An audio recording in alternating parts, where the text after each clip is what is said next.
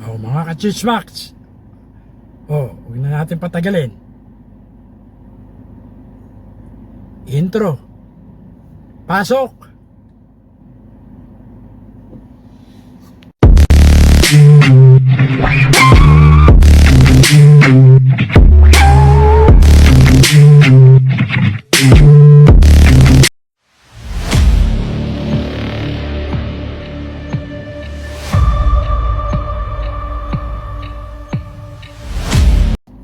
Yan mga ka-chismaks, no? For me, masabi ko dyan, no? Sa mga ganyang love life, no? So-called love life. Love life pa rin ba yan? Dapat, ang ginawa nila,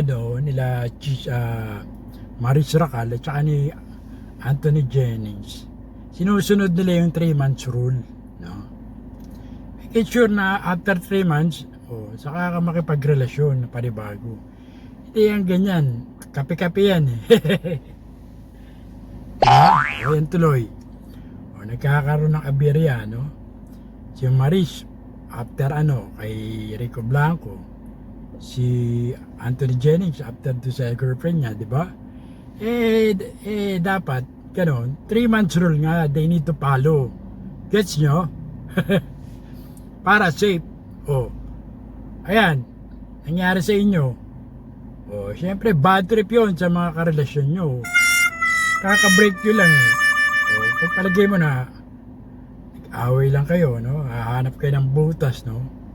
Pero lumalaro na kayo sa iba. Make sure na bago kayo lumaro, wala na kayong karelasyon. To be safe, no? Break muna bago hanap ng iba. Sabihin nyo, sawa na kayo sa girlfriend nyo, sa boyfriend nyo. Sabihin nyo na diretsahan, huwag lang paligoy-ligoy pa. Sabihin nyo, ano rason? Sabihin nyo, napopula out of love ka na, ayaw na sa'yo, no? Hindi ka na mahal. Ganon, diretsahin nyo. Hindi yung puta lalaro kayo sa iba, meron pa kayong karelasyon. Mali-mali yan, mga tol. Bad trip yan, di ba? Puta papasok kayo sa ibang relasyon, may mga sabit pa kayo. Walang ganon. Walang kape-kape. Gusto mong kumape, puta make sure na hindi ka papahuli. Dahil pag nahuli ka, may kalalagyang katol. Diba? Ganon lang kasimple yun, mga repa peeps, no? Mga ka-chismaks, mga boss, mga kasugoy, no? Bad trip yan. No, diba mga kasugoy? Mga ka-chismaks, puta, lalaro-laro kayo, lilikot nyo sa aparato. Ang puta, pag nahuli kayo, nagkabukingan, no? Ang problema, yung karelasyon, nagkakaroon pa ng problema. Kasi, siyempre, may mga, yan din iiwasan nyo, no? May mga privacy act. May mga batas na yan, medyo ingat kayo.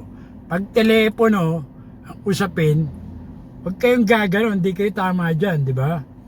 Huwag magkalikot sa hindi sa inyo. Diba? Magbubuting-ting kayo ng anything. Hindi naman sa inyo yan, di ba? Picture, magbubuting-ting kayo, sa inyo yun. Ang gamit na yun. Otherwise, ito sinasabi ko dyan, huwag pakialaman ang may mga may-ari. Ganon kasimple yun. That's the rule. No? Yung nangyari kay Anthony Jennings saka kay Maris Racal, mga batang galaw yan. No? Medyo magtanong-tanong kayo sa mga veterans. No? Marami yan. No? Kidding aside. But I would say, no, kidding aside, no, let's get serious once in a while, no? Once in a while, no? This is just a motivation, no? Kung magmamahal kayo, make it sure na siya na yung pangmatagalan, no? Walang pling-pling, walang laro-laro, tikim-tikim, pwede tumikim. Make it sure na wala kang karelasyon, no? Ganun lang kasimple yun. Huwag nyo lalaroin ng pag-ibig dahil may tatama kayo dyan. tama kayo dyan mga kapatid, no? Huwag kayong gaganon dahil di kayo tama dyan. No? Bad trip yun mga tol. Huwag kayong gaganon. Mga bata pa talaga kayo, no? Make sure na papasok kayo sa relasyon, mahalin nyo na yun, seryosohin nyo. Walang laro-laro. Lalaro kayo ng apoy. Eh puta, may kalalagyan kayo dyan, mga bad trip yan. May kalalagyan kayo dyan mga tol, no? Huwag kayong gaganon, no? Make sure na papasok kayo sa relasyon, eh panindigan nyo, mahalin nyo. Make sure na mahal nyo talaga. Kasi otherwise, pag nilaro nyo lang yan, may kalalagyan kayo dyan, no? I'm telling you guys, no? Relationship is a very serious matter. Don't make play with it, no? Otherwise, or don't make fun with it. Otherwise, you will get hurt, no?